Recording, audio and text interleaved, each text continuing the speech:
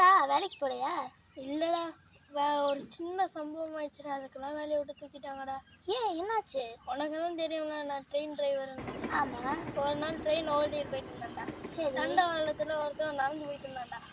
நானும் ஆன் அடிச்சு பார்த்தேன். அவன் ஒதுங்குற மட்டும் தெரில. அப்புறம் நான் வந்து மேலதிகாரிக்கு ஃபோன் பண்ணேன். அவர் வந்து ட்ரெயினில் எத்தனை பேர் இருக்காருன்னு கேட்டார். நானும் 1000க்கு மேலே இருக்காங்கன்னு. சரி. அதுக்கு அவர் 1000 பெருசா 1 பெருசான்னார். நானும் 1000 தான் பெருசுன்னு. சரி, அப்போ ஒருத்தன் தானே அடித்து தூக்கிடுனார்ரா. அவர் சொன்னதெல்லாம் செஞ்சுருக்கா, அப்போ என்னடா பிரச்சனை? இங்கே தான் நீ நல்லா கவனிக்கணும். நானும் அடித்து தூக்கலான்னு போனேன்டா.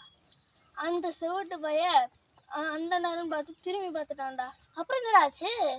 திரும்பி பார்த்தவன் ஒரே ஓட்டமா பக்கத்தில் இருந்த வாழைத்தொப்புக்குள்ளே ஓட்டான்டா. அப்புறம் என்ன, ரூட்டு தான் கிளியர் ஆயிடுச்சு? விடுவேனா நானும் ட்ரெயினை விட்டான் பாரு வாழைத்தொப்புக்குள்ள.